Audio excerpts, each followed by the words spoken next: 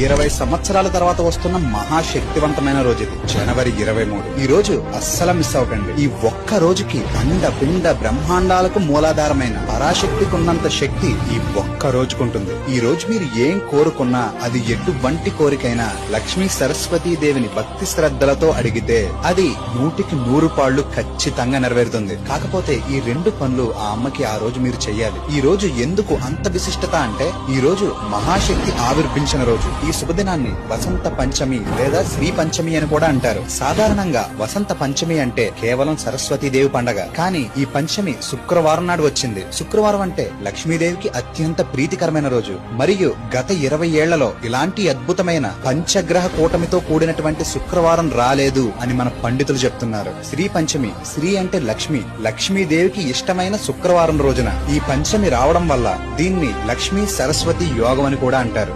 20 సంవత్సరాల తర్వాత వస్తున్న